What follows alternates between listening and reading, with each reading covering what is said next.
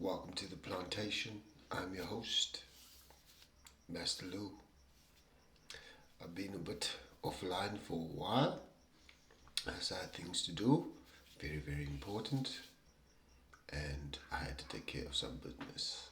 But nonetheless, now I'm back once again. Thank you to the slaves that are patiently waiting, and yes, I promise this video was going to be uploaded as always. So, as you know, the developments across South Africa lately, we have an immigration crisis. Abahambe. And what I can understand is that we have a huge influx of undocumented migrants or foreign nationals, like they call themselves these days. But nonetheless, this has caused a huge uproar in South Africa. And not only has this affected us as South Africans, but also our neighbors, our southern African neighbors, our West African neighbors, our East African neighbors are a little bit silent, and then nothing from the North Africans thus far. However, there seems to be a huge hate for South Africa. And I ask myself this $1 million question. Do they really hate us South Africans that much that they will go on social media and they will perpetuate all the hate towards South Africa? And that doesn't make sense. If we are a country that is so xenophobic, then why are you coming here in the first place? If we are so xenophobic, then why do you decide to settle here and attempt to integrate with us as South Africans, and then justify why you need to remain here? Yeah, the preamble to our constitution says that South Africa is for all, for those who live in it. That doesn't mean that I can come from whichever location, or should I say, country on the continent of Africa, and then basically invade my brother's space and settle there and then pretend and justify that I have every right to be here. That's disrespectful. I'll use a common example. I was on a train not too long ago, Friday, and it's on my way to work. So when it comes to showing your ticket, because you must produce a ticket whenever you are boarding one of the public trains, that is a method of validating that you are compliant. And this gentleman, they were doing ticket checks. I had my ticket with me, and then this foreign national sitting about two rows away from me doesn't pay. And then the colored guy next to me, they decided to basically inquire about where's his ticket. And then he pointed it out that the foreign national didn't pay. I don't know what this foreign national told this PRASA official, but it had to be some bullshit. I questioned the PRASA official myself and asked him, did that man pay? And then yes, that turned into a very heated debate unnecessarily with a passenger and a PRASA official. And then eventually I called the security, and then I said, "No what? Just check if that guy paid, because I didn't see anything being shown or anything being given. So if he's not paying, then therefore the guy next to me should not be paying either." And yes, eventually the brother had to pay. He was pissed off. He got to that Bellville station and he walked it off. Now, that's just a common example of why we as South Africans, we are not merely xenophobic. The hatred and also the bullshit that is being spread across social media and the diaspora about South Africa kicking out foreign nationals. First and foremost, we don't mind people coming here to this country, but you have to respect us as South Africans. That's the first thing. You cannot enter a sovereign nation and do as you please and then act as if you are our master. Now, in relation to that, not too long ago, people were always putting out this narrative about South Africa. And strangely enough, the Ghanaians have dispelled Nigerians from their country. So when another African country is dealing with the same problem that we are dealing with, which is migrants, or should I say undocumented migrants, then it's not xenophobic. But the moment South Africans stand up for our rights, our duties, and we protect what is ours, and we protect our identity, and we said enough is enough, now we are labeled xenophobic. How convenient. How convenient. This takes me to Operation New Broom. Now, not too long ago, we also understand is that this operation was launched by the South African Department of Home Affairs.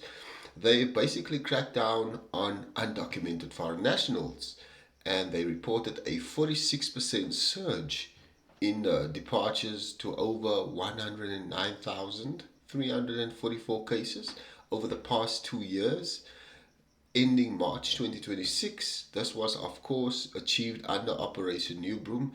Therefore, according to the post by the Department of Home Affairs, they say that the government is utilizing biometrics, increased border patrols, and weekly deportations to target those in the country illegally. No, well done, well done, well done. Now, as we can see, enforcement efforts are clearly yielding fruit, and I mean, they're scaling up year after year, while the objective is still to remain focused on the deterrence and also modernization of specifically immigration detection.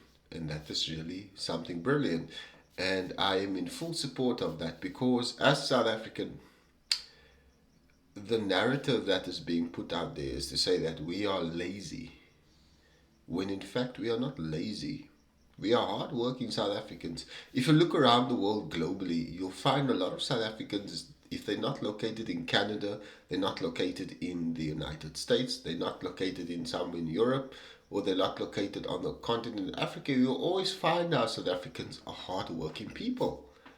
And this narrative from other African countries telling us that we are lazy, well, the benefit of other African countries coming here undocumented illegally is that, yes, we are lazy when you seek shelter and you apply for asylum and the asylum gets given to you and you are using our resources. For example, we have Ugogo must go to a clinic, get medication. Now we've got foreign nationals, undocumented foreign nationals, sitting in our public facilities that was supposed to deliver those particular services to the ordinary citizens of South Africa. And this is a problem. We have hijacked buildings in Johannesburg taken over by foreign nationals. You don't see South Africans in East Africa. You don't see South Africans in North Africa. You do not see South Africans in West Africa. And let alone do you see South Africans in Southern Africa illegally occupying buildings for criminal activities. So we are lazy when that happens. We are lazy when our sisters are being kidnapped and trafficked across the continent, even across Europe, wherever. We are lazy. We are lazy when we walk into a restaurant that is supposed to be proudly South African. We are being served by people that are not even our own nationality. We are lazy. We are also lazy when foreign nationals can open up businesses and actually bypass paying VAT and register for VAT services so that they can become tax compliant, so that they can contribute to the fiscus. We are lazy when money leaves South Africa that the foreign nationals are earning here and then sending it back to their country, not contributing towards the development and the growth of South Africa. So yes, we might be lazy and we might be still captured by our colonial masters. However, as a black man, I'm actually utterly disappointed in a lot of African countries. Yes, these ones that are going on social media talking slander about South Africa. Fuck you. You are looking for a privilege that you cannot get and that you do not rightfully own. This just shows me the slave consciousness of a lot of Africans.